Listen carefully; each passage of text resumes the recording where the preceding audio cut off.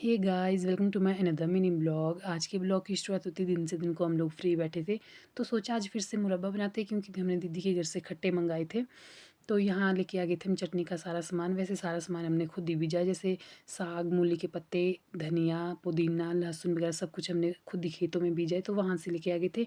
और मैं लगी थी धोने, और पूजा यहाँ सिलबट्टे को धो रही थी। सिलबट्टा यानी कि जिसको हम अपनी भाषा में शील बोलते हैं। पहले वैसे ये प्लेन पत्थर होता था, लेकिन इसमें बहुत साल से चटनी पीस रहे हैं, तो हल्का सा गड्ढा बन गया इसमें। तो मैंने सारा सामान धो के यहाँ पूजा के पास दे दिया था, क्योंकि चटनी पूजा बहुत अच्छी बनाती है। तो यहाँ पूजा लगी थी चटनी पीसने, और तब तक मैं लेके आ गई थी खट्टे। फिलहाल तो मैं 4 ही खट्टे काट रही थी। वैसे मुझे और पूजा को आजकल एक ही काम होता है, जुराबे बुनने का। जो यहाँ पे हमने साइड में जुराबे रखी है, जो ब्लू वाली थी वो पूजा बुन रही, जो फूल वाली वो मैं बुन रही हूँ। और उसके बाद लगे थे यहाँ आम खट्टे के छिलके निकालने, तब तक आ गई कविता। इसने उनको टेस्ट किया, इसको उनका टेस्ट बिल्कुल भी अच्छा लगा, इसलिए इसने उनको फेंक दिया। और फिर मैं खट्टे के छिलके निकाल रही थी, और कविता उनको फेंक रही थी। इनको वैसे हम गोबर के ढेर के ऊपर फेंक रहे थे। फिर यहाँ मैंने सारे छिलके निकाल दिए थे, और कविता ने यहाँ सारे छिलके फेंक दिए थे। और फिर सारे छिलके निकालने के बाद फाइनली मैं लगी थी खट्टों को छोटे छोटे पीसेस में काटने।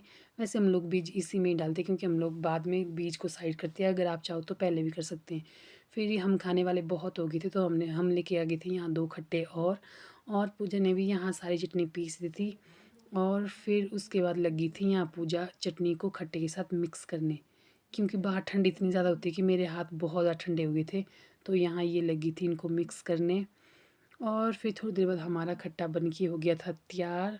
और फिर लगे थे हम यहाँ डिवाइड करने, कौन कितना खा रहा है उस हिसाब से लगी थी यहाँ पूजा सबको देने।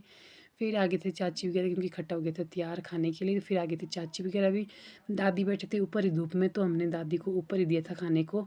और उसके बाद लगे थे हम यहाँ खट्टा खाने।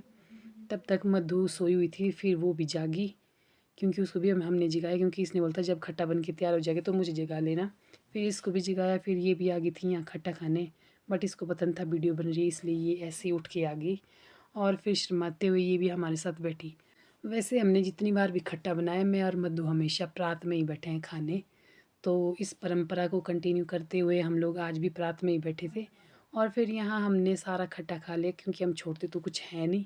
तो ये भी सारा खा लिया था। फिर थोड़ी देर धूप में बैठे, और उसके बाद चल पड़ी थी मैं खेत, क्योंकि मैं जा रही थी साग लाने, और साथ में जा रही थी मेरी चाची। चाची आगे आगे जा रहे थे, और मैं पीछे से आ रही थी। खेत में बहुत ज़्यादा धूल थी, तो मैंने कुछ शूट नहीं किया। फिर हम साग लेके आ गए थे। तो इस मिनी ब्लॉग में इतना ही। Bye bye.